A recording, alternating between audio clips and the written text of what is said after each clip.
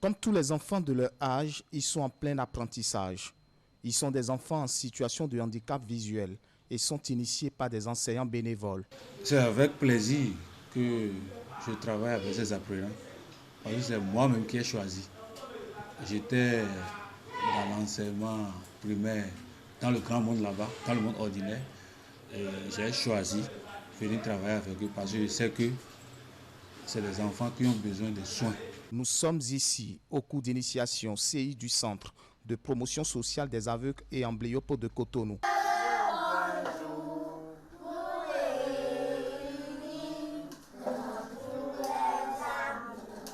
La technique choisie pour initier ces enfants non-voyants à l'écriture du braille, des grains de maïs, de riz et du mil. En fait, c'est pour développer la dextérité manuelle, la dextérité digitale, pour préparer les enfants à la lecture. Puisque chez nous ici, les enfants lisent avec les doigts. Cette méthode reste certes précaire, mais permettant aux petits-enfants de s'y familiariser de façon ludique, mais surtout de les emmener à s'essayer à lire, à écrire et à distinguer les points en relief. Ça là, c'est quel grain ça? Touche le grain, tu me dis le grain. De quel grain il s'agit? Grain de maïs. Et ici, grain de mil. Fais-lui un banc.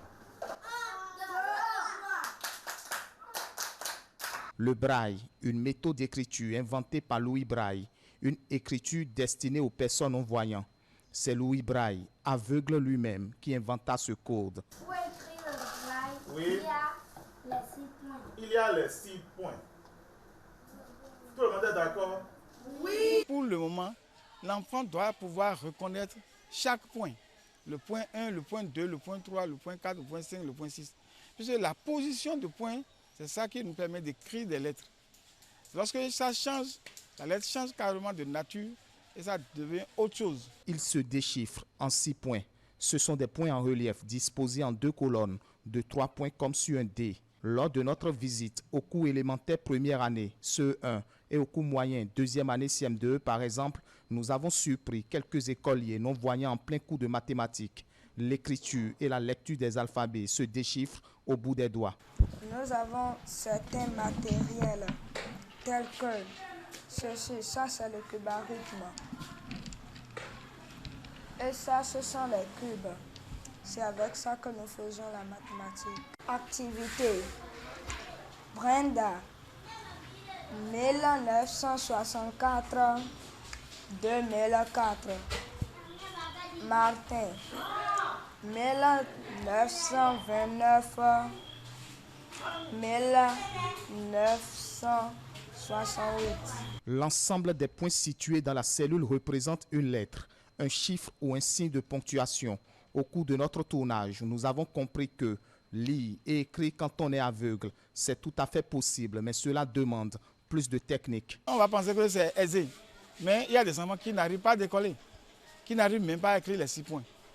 Et c'est avec beaucoup de patience, de dextérité, de beaucoup de volonté, petit à petit, amener ces enfants à apprendre le pli.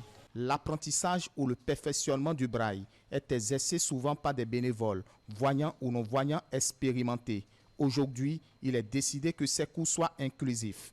Les cours ici sont individuels. L'enseignement avec les personnes handicapées, c'est toujours le même enseignement, mais avec eux, c'est individualisé. Donc, vous ne pouvez pas faire un travail en groupe, faire un enseignement en se basant sur le travail en groupe, comme dans le monde ordinaire. Non, il faut faire comme ça, rien ne va se passer, l'enseignement ne va rien prendre. Donc, vous serez obligé de passer, élève par élève, pour pouvoir faire passer le message, pour pouvoir expliquer ce que tu fais. Là, ils vont te comprendre. Et chacun avait ses difficultés. L'apprentissage du braille à l'âge enfant se fait au même rythme que l'apprentissage de la lecture classique.